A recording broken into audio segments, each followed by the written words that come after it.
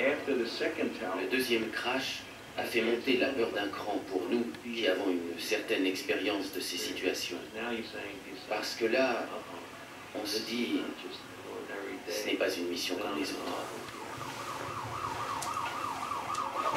À ce stade, plus de 300 pompiers sont dans les tours. Ils estiment à 50 000 le nombre de personnes qu'ils vont devoir secourir. Avec des ascenseurs bloqués et des difficultés de communication, la mission est effrayante.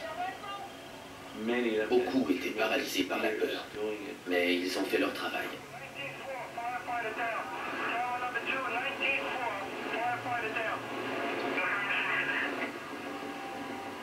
Alors que les pompiers se battent contre les tours en feu, deux F-15 attendent au large de New York les ordres du secteur nord-est du commandement de la défense aérospatiale.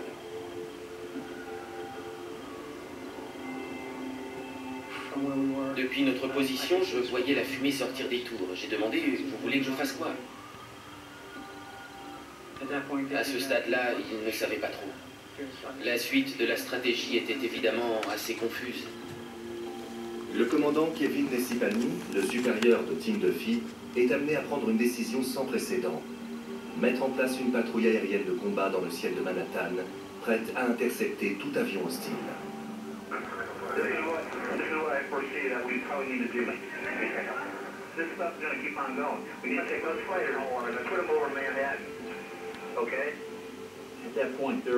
À ce moment-là, il n'y avait plus de règles à suivre. Les protocoles sur lesquels s'appuyer s'étaient envolés avec le deuxième crash.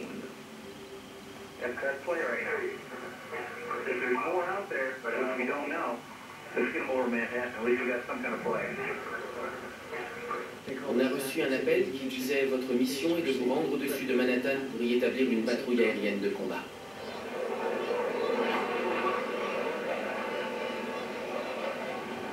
Depuis la fin de la guerre froide, 10 ans plus tôt, la défense aérienne américaine a été réduite de façon spectaculaire. Le secteur nord-est dispose seulement de 4 avions de chasse pour défendre 23 États et 130 millions d'habitants.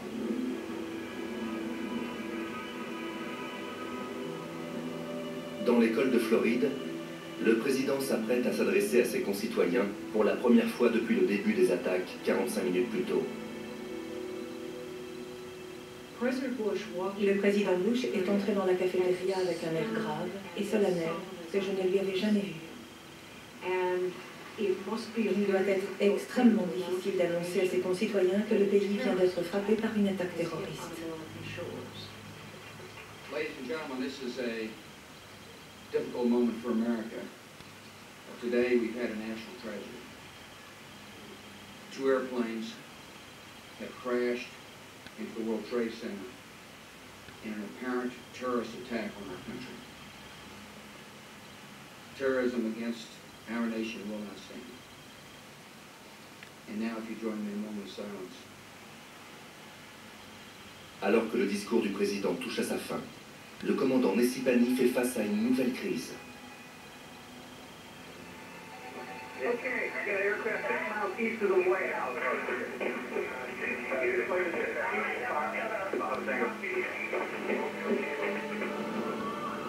La menace d'une attaque sur Washington déclenche l'évacuation immédiate des bâtiments administratifs. Des jeunes femmes de mon bureau ont reçu la consigne de fuir. Des agents sont entrés en courant dans l'aile est et se sont écriés « Sortez d'ici le plus vite possible ». Là, elles ont enlevé leurs escarpins et se sont mises à courir. L'un des agents du service de protection est entré brusquement. Il est venu derrière mon bureau et m'a dit « Monsieur, il faut partir tout de suite ». Il n'a pas dit « Veuillez me suivre, s'il vous plaît ». Mais il faut partir tout de suite. Il m'a attrapé par la ceinture avec une main, a saisi mon épaule de l'autre et m'a littéralement propulsé hors du bureau. Il m'a ensuite poussé dans le couloir, puis dans le tunnel.